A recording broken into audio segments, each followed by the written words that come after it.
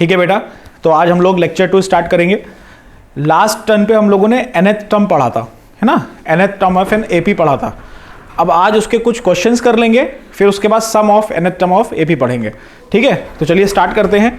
तो सबसे पहला क्वेश्चन देखिए क्या है।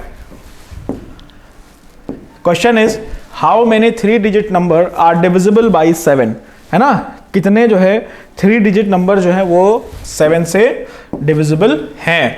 तो बेटा देखिए सबसे पहले क्या होगा, सबसे पहला 3 डिजिट नंबर क्या होता है 100, है ना। अगर हम देखें सबसे पहला 3 डिजिट नंबर क्या है 100, जो कि 7 से डिविजिबल नहीं है। उसके बाद 101, ये भी नहीं है। तो सब 103 देखेंगे तो 103 भी डिविजिबल नहीं है। तो सबसे पहला टर्म जो अगर डिविजिबल हम देख रहे हैं 4 भी नहीं होगा, क्योंकि लास्ट में 4 आ रहा है। तो अगर हम 105 को देखते हैं,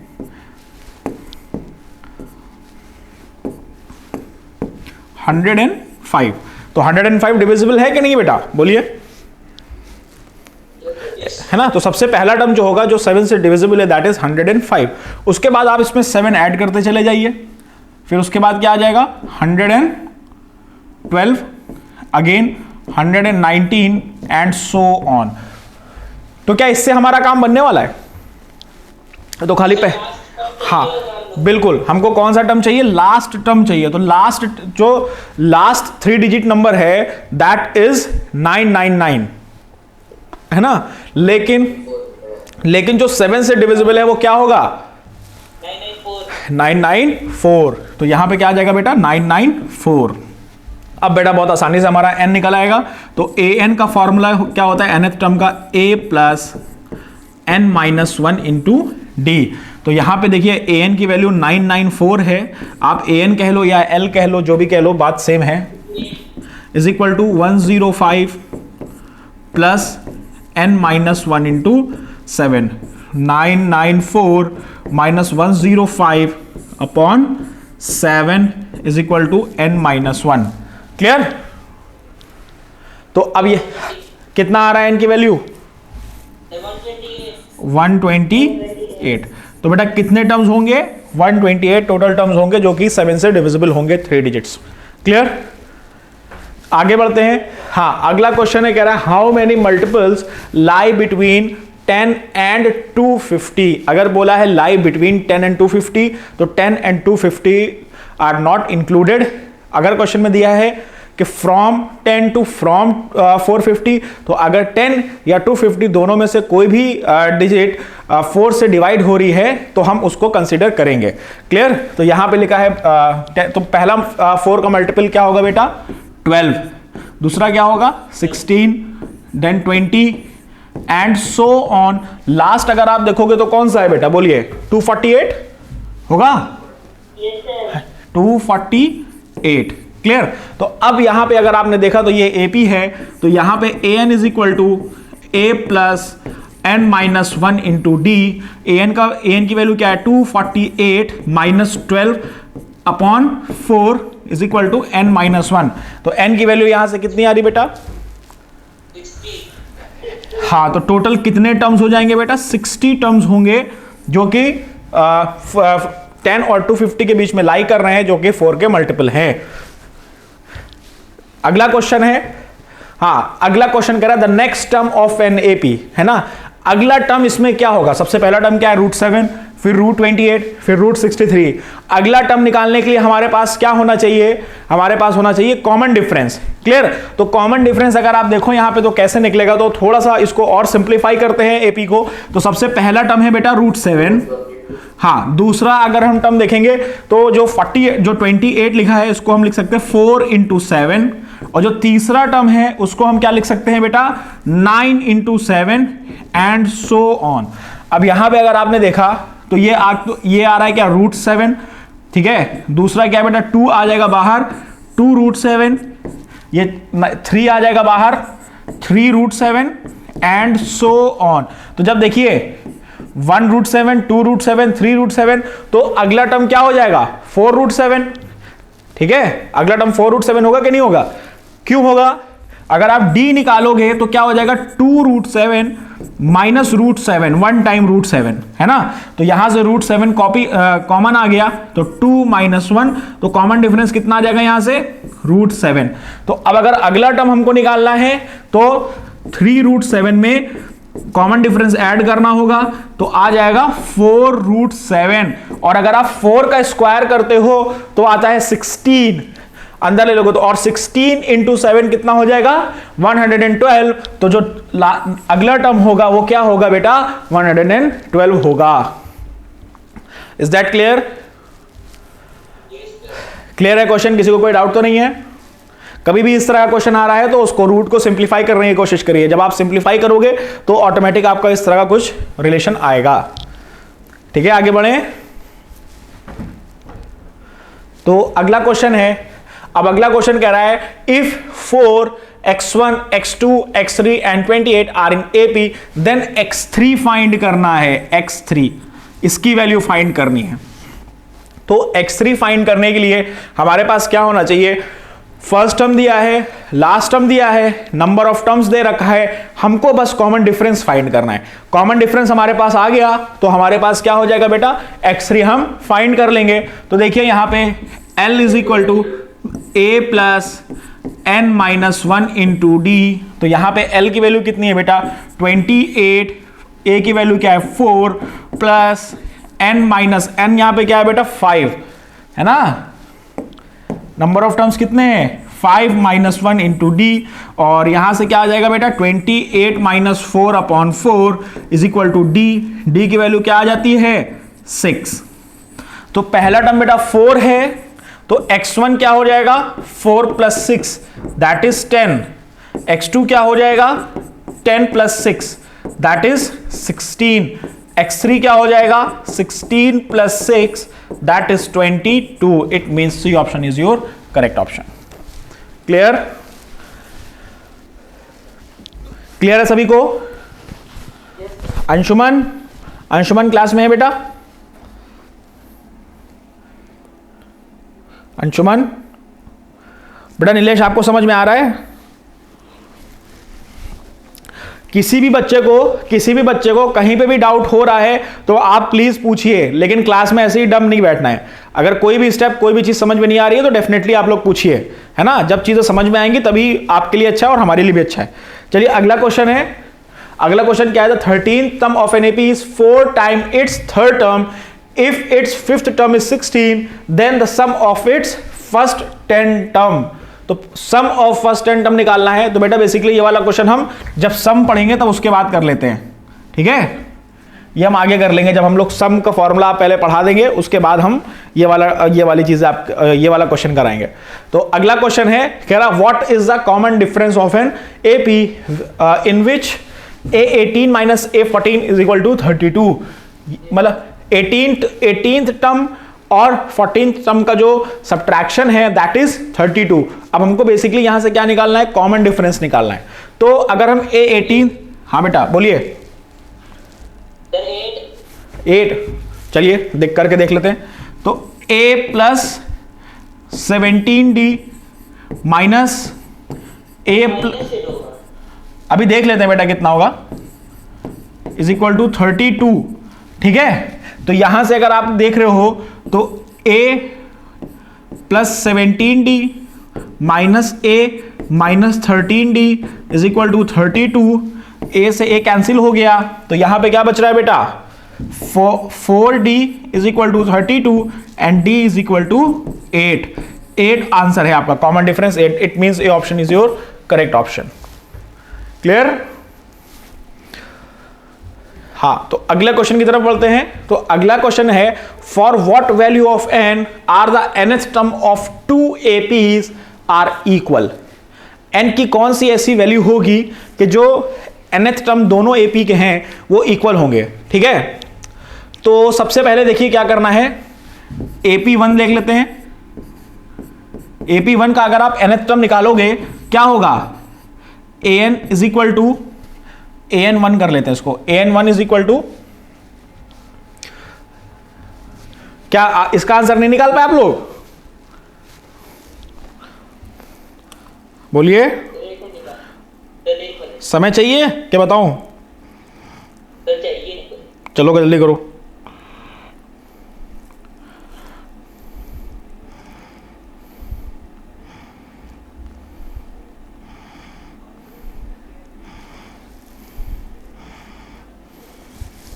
बहुत आसान क्वेश्चन है बेटा। सर बस 1 मिनट। ओके,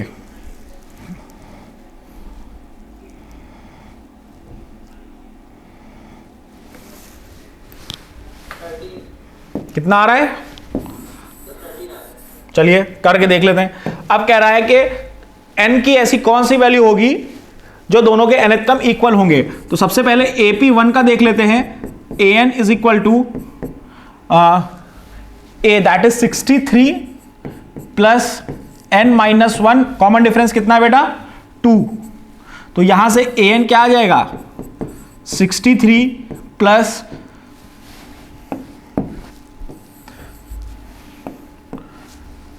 2n माइनस 2, तो यहां से क्या आ गया? 61 प्लस 2n, ये AP1 हो गई।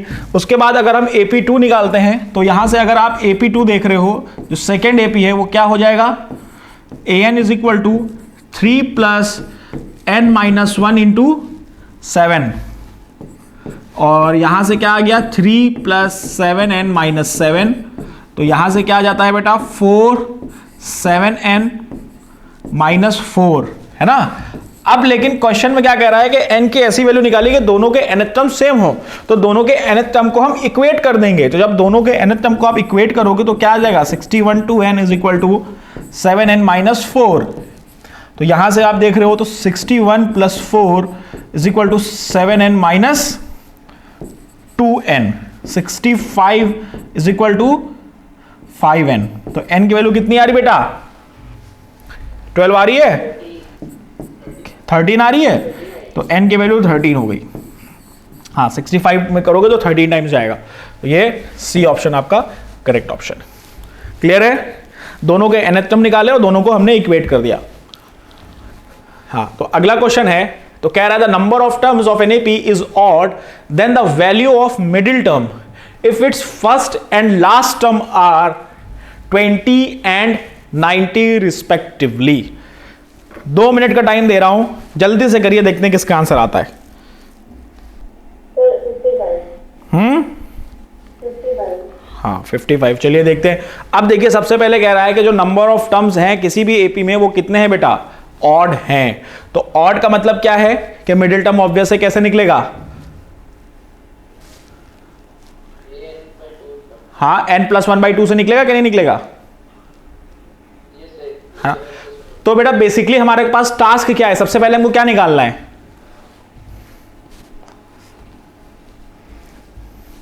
बोलिए। पहले लास्ट टर्म निकालेंगे सर, उसके टोटल नंबर ऑफ टर्म पता कर लेंगे सर, उसके फिर निकाल लेंगे। नहीं, फर्स्ट और लास्ट टर्म दे रखा है, लेकिन हमारे पास क्या है? कॉमन डिफरेंस नहीं है। तो कॉमन डिफरेंस सर ऑड है ना, तो सर 2 का डिफरेंस होगा। बिल्कुल। तो हाँ लास्ट टर्म निकल आएगा। हाँ ठीक है, वेरी गुड। बस बेटा यहीं पे बेसिकली क्या करना है? नहीं, इसमें कह रहा है नंबर ऑफ टर्म्स ऑड है बेटा, नंबर ऑफ टर्म्स ऑड है, ये नहीं बोला है कि ऑड नंबर है।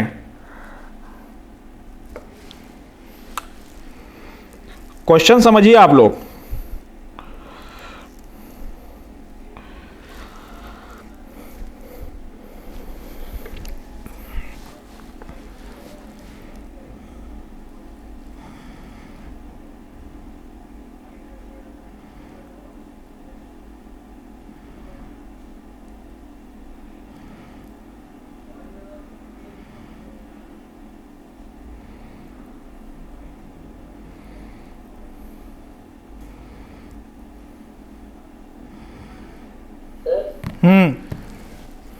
सर यहाँ से हम लोग n-1 to d की वैल्यू निकाल सकते हैं, लास्ट टर्म और फर्स्ट टर्म। हाँ, और सर वहाँ पे तो जब हम लोग को a n+1/2 निकालना, तो अब हमने यहाँ से a n+1/2 is equal to a plus bracket में n+1/2 माइनस 1 into d कर देंगे, और जब सॉल्व करेंगे 20 plus n-1 into d upon 2 मिलेगा, और उससे सॉल्व करके हमें 55 मिलेगा। अच्छा चलिए देखते हैं। अब देखिए जिसने कर लिया है ठीक है, जिसने नहीं किया वो समझ ले यहाँ पे क्वेश्चन, ठीक है, देखिए सबसे पहले कह रहा है कि नंबर ऑफ टर्म्स कितने हैं, ऑड हैं। ठीक है, अगर नंबर ऑफ टर्म्स ऑड है तो मिडिल टर्म क्या होगा, मिडिल टर्म जो होगा वो क्या होगा, n+1/2th टर्म होगा कि नहीं होगा, बोलिए, सब लोग एग्री करते हैं इस पे? ठीक है, तो हमारे पास क्या कह रहा है, if its first and last term, तो यहां से हम क्या लिख सकते हैं बेटा, 90 = 20 + n-1 × d, ये लिख सकते हैं। अब यहां से आप क्या करो, d की वैल्यू फाइंड कर लो, तो d की वैल्यू यहां से क्या आ जाएगी, 70/n-1 = d, ये आपके पास d आ गया। क्लियर?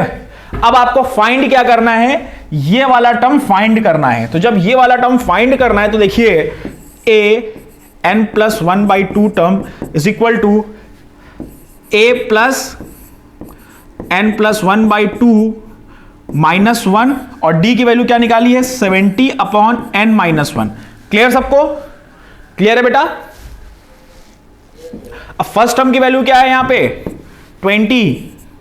अब इसको जब सॉल्व करोगे तो ये n+1 - 2 दैट इज n-1, यही तो आएगा, अपॉन 2 × 70/n-1। इस स्टेप में किसी को कोई प्रॉब्लम तो नहीं बेटा? बस n-1 से n-1 कैंसिल, 2 1 ज़ा 10 ज़ा, तो मिडिल टर्म कितना आ रहा है? हाँ बेटा क्या, अच्छा हाँ सॉरी प्लस में है, ठीक है। हाँ तो ये 35 से कटा और ये कितना आ गया, 55 आ गया। तो जो मिडिल टर्म है वो क्या है बेटा, 55 है। बस बेटा देखिए यहां पे क्या हमको समझना है कि हमको क्वेश्चन को अप्रोच कैसे करना है, क्योंकि हमारे पास यहां पे क्या था, नंबर ऑफ टर्म्स नहीं थे, कॉमन डिफरेंस नहीं था, 2 अननोन बन रहे थे। तो जब 2 अननोन बनते हैं तो एक बार आप क्या करिए ना, नंबर ऑफ टर्म्स की या कॉमन डिफरेंस की वैल्यू किसी भी एक के टर्म में निकाल लीजिए। जैसे हमने यहां पे कॉमन डिफरेंस की वैल्यू n के टर्म में निकाल ली, उसके बाद फिर ये वाली ये जो टर्म निकाला था इसकी वैल्यू पुट करके हमने यहां पे फाइंड कर लिया। आई होप आप सबको ये समझ में आ गया होगा। हाँ बेटा बोलिए। सर यहाँ पर डायरेक्टली फॉर्मूला लगा सकते हैं, अगर एपी में फर्स्ट टर्म दिया गया और लास्ट टर्म दिया गया तो जो मिडिल टर्म होगा वो उन दोनों का एवरेज हो जाएगा। नहीं बेटा ऐसे नहीं कर सकते,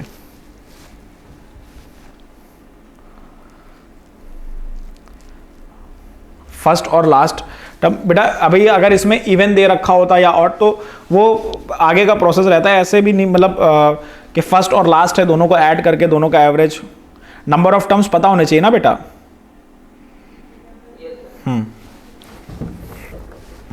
ठीक है आगे बढ़े। हाँ बेटा देखिए बेटा बेसिकली हमको यहां पे क्या फाइंड करना था, मिडिल टर्म फाइंड करना था।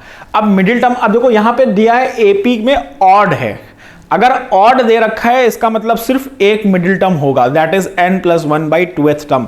अगर कह देता कि इवन है तो हमारे पास 2 मिडिल टर्म होते, दैट इज n/2 और एक n/2 + 1th टर्म। क्लियर? तो ऑड इवन की बात नहीं करते हैं, ऑड की बात कर रहे हैं। तो बेसिकली यहां पे मिडिल टर्म दिया था, मिडिल टर्म फाइंड करना था, फर्स्ट और लास्ट टर्म हमको दे रखा था। लेकिन अब प्रॉब्लम क्या आ रही थी कि d और n 2 अननोन हमारे पास आ रहे थे। तो हमने क्या किया, सबसे पहले हमने nth टर्म निकाल लिया। ठीक है, nth टर्म का फॉर्मूला में हमने सारी वैल्यूज पुट करी, वहां से हमने कॉमन डिफरेंस फाइंड कर लिया। कॉमन डिफरेंस जब फाइंड कर लिया उसके बाद जो हमको मिडिल टर्म निकालना था, तो मिडिल टर्म ऑब्वियस है हमारा यही होगा भाई, मिडिल टर्म तो ऑब्वियस है ना ये होगा।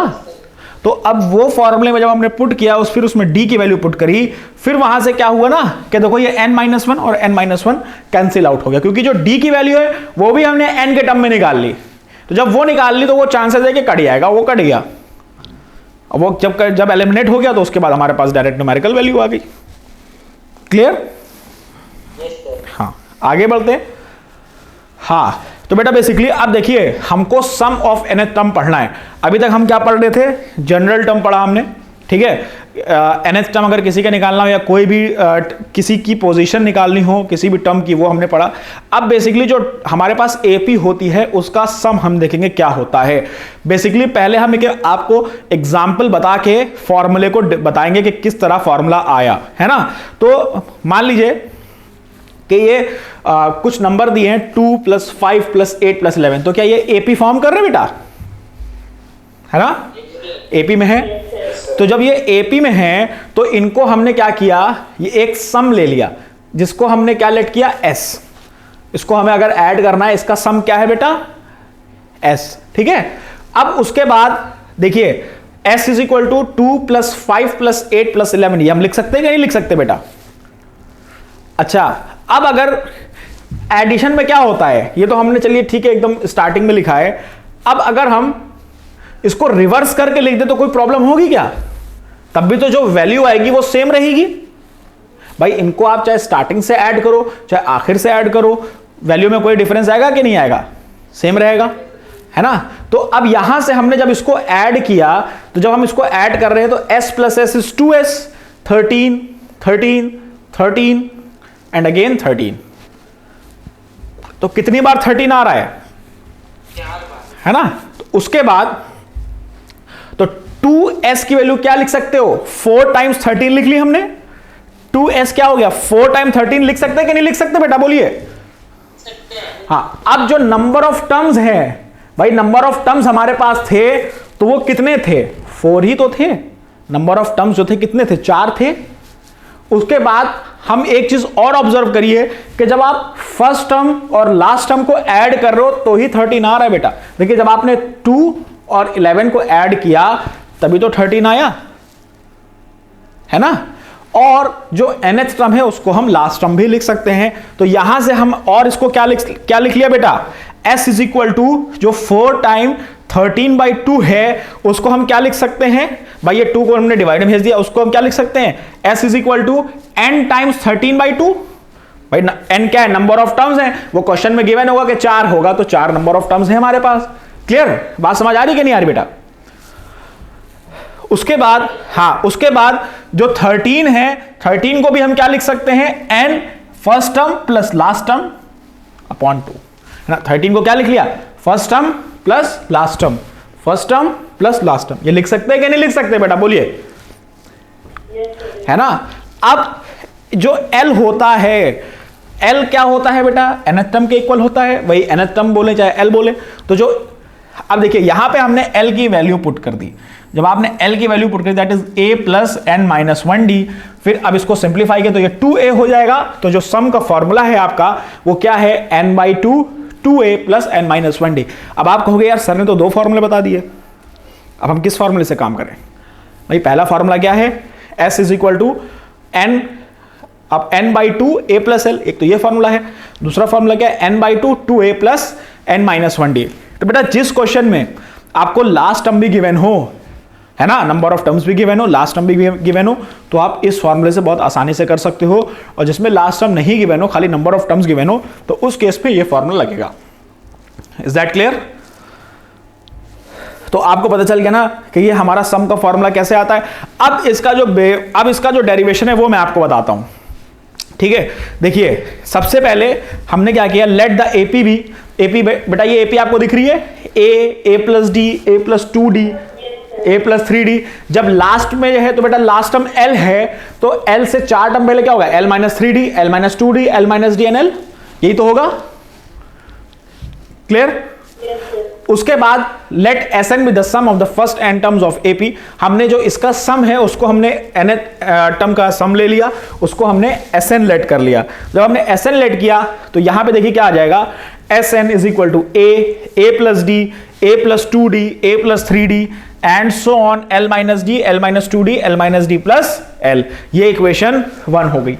उसके बाद हमने इसी एक्सप्रेशन को रिवर्स करके लिख लिया। तो जब आप रिवर्स करके लिखोगे, right the above series in reverse order, तो देखिए क्या आ जाएगा, Sn = l + l - d, l - 2d, l - 3d, a + d, a + 3d, a + 2d, a + d and a। ये इक्वेशन हमारी 2 हो गई। उसके बाद हमने क्या किया, दोनों इक्वेशन को ऐड कर दिया। तो देखिए जब आप दोनों इक्वेशन को ऐड करोगे तो पहले क्या बन रहा है, a प्लस एल बन रहा है कि नहीं बन रहा है। उसके बाद d और d, जब प्लस d और माइनस d को ऐड करोगे तो कैंसिल आउट हो जाएगा, तो क्या बचेगा, a प्लस एल। फिर इधर आइए, जब 2d माइनस d करोगे तो ये भी कैंसिल होगा, तो क्या बचेगा, a प्लस एल। इसी तरह जब यहां पे देखेंगे क्या बच रहा है, a प्लस एल और dd कैंसिल हो गया। इसी तरह क्या होगा कि जो पूरी सीरीज है उसमें से कॉमन डिफरेंस क्या हो जाएगा बेटा, कैंसिल आउट हो जाएगा। तो रिजल्ट आपके पास क्या बचेगा, twice of Sn is equal to a plus l and n times, देखिए n टाइम्स है तो इसको हम क्या लिख सकते हैं, n times a plus l लिख सकते हैं कि नहीं लिख सकते बेटा।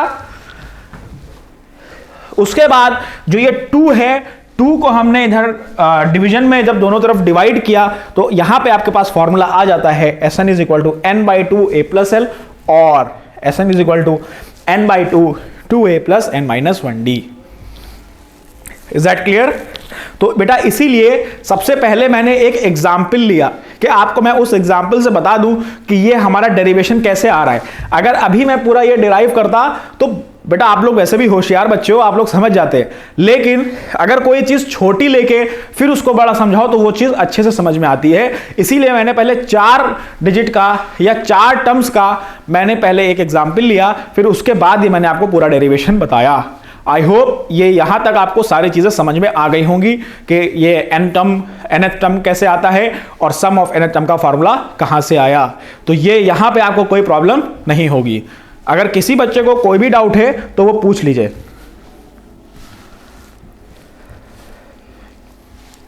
क्लियर है बेटा? ठीक है, तो अब आगे बढ़ते हैं। तो पहला क्वेश्चन है, अब देखिए क्वेश्चन कह रहा है the sum of first n terms of an AP is 3n square plus 6n the common difference of AP. अब हमको बेटा इसका कॉमन डिफरेंस निकालना है। तो बेटा इस क्वेश्चन को बहुत ध्यान से समझिएगा आप लोग। तो देखिए Sn की वैल्यू यहां पे दे रखी है, यहां पे क्या दे रखा है Sn की प्लस 6n, ठीक है। अब हमको कॉमन डिफरेंस निकालना है। कॉमन डिफरेंस निकालने के लिए हमारे पास फर्स्ट 2 टर्म होने चाहिए, एपी के पहले 2 टर्म होने चाहिए, है ना, तभी तो कॉमन डिफरेंस निकाल पाएंगे। तो अगर आप यहां पे n पे 1 पुट करते हो तो यहां पे क्या हो जाएगा, तो ये क्या आ गया बेटा, S1 क्या है, S1 क्या है, फर्स्ट टर्म है। तो ये फर्स्ट टर्म का मतलब क्या हो गया, और S2 अगर आप n की जगह पे 2 पुट करते हो, अगर आप n की जगह पे 2 पुट करते हो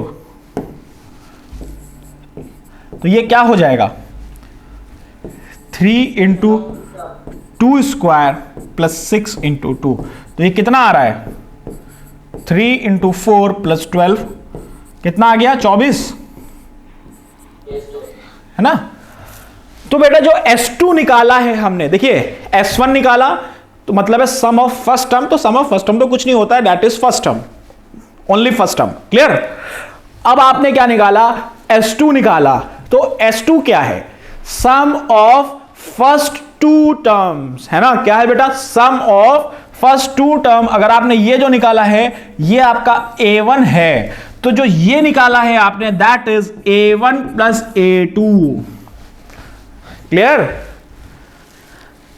अभी जो निकाला है आपने वो क्या है, S2 का मतलब क्या है भाई, अगर S13 लिखा है, S14 लिखा है तो what is the meaning of this, मतलब कि पहले 13 टर्म का ये सम है या पहले 14 टर्म का ये सम है। इसी तरह अगर S2 लिखा है सम ऑफ फर्स्ट 2 टर्म्स, क्या लिखा है बेटा, सम ऑफ फर्स्ट 2 टर्म्स, तो यहां पे बेटा क्या हो गया, ये A1 और A2 की वैल्यू है, और A1 की वैल्यू आपके पास है, देखिए A1 plus A2 is equal to sum of first 2 terms, लिख सकते हैं ये। तो A1 की वैल्यू क्या है, 9 plus A2 is equal to 24। तो A2 की वैल्यू यहां से क्या आ गई बेटा, 15, और कॉमन डिफरेंस कितना आ गया, बोलिए 6। इसका मतलब क्या है, ये ऑप्शन करेक्ट है। किसी भी बच्चे को कोई भी डाउट हो इसमें तो बताइए। हाँ क्लियर है, समझ आ रहा सबको? चलिए अगला क्वेश्चन देखते हैं। अगला क्वेश्चन है, कह रहा है if the 13 term of AP is 4 time its third term and if its fifth term is 16 then find the sum of first 10 term. देखिए क्या बोल रहा है कि जो 13 टर्म है, इसका मतलब A13 जो है वो किसके इक्वल है? 4 time of its third term A3, सही है। तो यहां से हमारे पास क्या इक्वेशन आ जाएगी? A plus 12D is equal to 4 times A plus 2D, और यहां से इक्वेशन क्या बन जाती है? A plus 12D is equal to 4A plus 8D, और यहां से क्या बन गई? 3A इज इक्वल टू, अभी करके देख लेते हैं, 3A is equal to 4D आ गया यहां पे। तो यहां से अगर आप देखोगे तो 3A minus 4D is equal to 0, that is equation 1। ये इक्वेशन 1 आ गई। अब इक्वेशन 2 हमारी कहां से आएगी? फिफ्थ टर्म से। तो ये A plus 4D is equal to 16, this is equation 2। अब दोनों इक्वेशन को हमने सब ऐड किया। देखिए हर इक्वेशन सब्ट्रैक्ट नहीं करते हैं, ये नहीं कि एपी में जहां देखा धड़ाधड़ काटना शुरू कर दिया, ऐसा नहीं है। यहां पे हम क्या देख रहे हैं? 3A है, ये A है। सिमिलर क्या है? सिमिलर देखो 4D negative positive, simply add करिए, खचाक से कैंसिल, है ना। अगर यहां पे मान लीजिए कोई और 3 की जगह पे, यहां पे 4 की जगह पे 2 होता तो हम एलिमिनेशन मेथड यूज करते। एलिमिनेशन मेथड से पहले इसको दोनों जो कोफिशिएंट्स हैं उसको सेम करते एंड देन उसको एलिमिनेट करते। तो सिंपली हमने दोनों इक्वेशन को ऐड किया तो ये कैंसिल हो गया, तो यहां से बचेगा 4A इज इक्वल टू कितना बचा? 16। A की वैल्यू क्या आ गई? 4। ठीक है, तो जब A की वैल्यू 4 है, D की वैल्यू कितनी आ जाएगी? D की वैल्यू 3 आ जाएगी। यहां से देखिए भाई A की वैल्यू 4 है तो यहां पे 4 पुट किया, 4 से 4 कैंसिल, D की वैल्यू 3 बची। तो जब D की वैल्यू 3 है और A की वैल्यू 4 है, सम ऑफ फर्स्ट 10 टर्म्स आ जाएगा कि नहीं आ जाएगा? तो सम ऑफ फर्स्ट 10 टर्म का मतलब क्या है? Sn is equal to n/2 2A plus n minus 1 into D, ये फॉर्मूला होता है। तो यहां पे हमको S10 निकालना है, तो n/2 दैट इज 5 2A 4 2 कितना आ जाएगा? 8 प्लस 9 इंटू 3। बट इसको सॉल्व करने पे क्या आया टोटल? हाँ 175 इज द करेक्ट आंसर। ठीक है, बी ऑप्शन आपका सही है। आगे बढ़े। अब कह रहा है the sum of first and odd natural number, है ना। Sum of first odd natural number, तो ऑड नेचुरल बोलिए, ऑड नंबर बोलिए, तो क्या होगा? सबसे पहला ऑड क्या होता है? बोलो, कौन बताएगा? 1। हाँ 1। सबसे पहला ऑड क्या है बेटा? 1 3 5 एंड सो ऑन। अब यहां पे क्या पूछा है? Sum of first N odd natural number. तो यहां पे A की वैल्यू क्या है बेटा? 1, D की वैल्यू क्या है? 2, और n की वैल्यू नहीं गिवन है तो n के फॉर्म में ही निकलेगा। तो S n is equal to n/2 2A plus n minus 1 into D। सारी वैल्यूज पुट करिए, n/2 2A 2 plus n minus 1 2। तो देखिए यहां से क्या आ रहा है बेटा? देखिए n/2, चलिए कर ही लेते हैं, 2 प्लस 2n माइनस 2, ये होगा 2 से 2 कैंसिल, ये 2 से 2 कैंसिल, क्या आ गया आपके पास? n square. तो जो sum of first n odd natural number होता है वो क्या होता है? n square. अगर इसका मतलब क्या हो गया? अगर आपसे कोई पूछे कि पहले 10 ऑड नेचुरल नंबर का सम बताइए, तो क्या करिए? 10 का स्क्वायर कर दीजिए, आ जाएगा। अगर कोई कहे कि आप 13 ऑड नेचुरल नंबर का सम बताइए, तो सिंपली क्या करिए? 13 को स्क्वायर कर दिए, आ जाएगा। क्लियर? समझ आ रही बात? यहां पे ये क्वेश्चन मैंने क्यों कराया, ये अभी आपको आगे के लेक्चर से पता चलेगा कि ये मैं क्यों करा रहा हूं। ठीक है, इसी तरह जो ये किसका सम होता है बताइए? ये किसका सम होता है? हाँ फर्स्ट एंड नेचुरल नंबर, ठीक है। तो इसी तरह ऑड का निकालेंगे तो ये आएगा। क्लियर है यहां तक बेटा? एक चीज पहले वाले लेक्चर्स में रह गई थी, उसको नोट करके लिख लेना। नोट करके मैं यहां पे लिखवा दे रहा हूं आपको, नोट करके। क्या है? nth टर्म फ्रॉम बैक, है ना, फ्रॉम बैक या फ्रॉम एंड। बेटा इसका सिंपली फॉर्मूला क्या होता है? an is equal to l minus n minus 1d, ये होता है। क्लियर? ये फॉर्मूला कहां से आया? देखिए, अगर मैं कह रहा हूं कि कोई एपी दी गई है 2 4 8 एंड लास्ट टर्म इसका दे रखा है मान लीजिए 16। क्लियर? ये दे रखा है 2 4 6, हाँ 6 8 एंड 16। अब अगर पूछा है कि एंड से निकालो, तो एंड से निकालने का मतलब क्या है? आप चाहो तो ये फॉर्मूले में भी रख के निकाल सकते हो, नहीं याद आ रहा है तो एपी को रिवर्स कर दो, एपी को रिवर्स कर दो। अब आपको पता है कि 2 2 का कॉमन डिफरेंस है, तो 16 से पहले क्या आ जाएगा? 14 आ जाएगा कि नहीं आ जाएगा?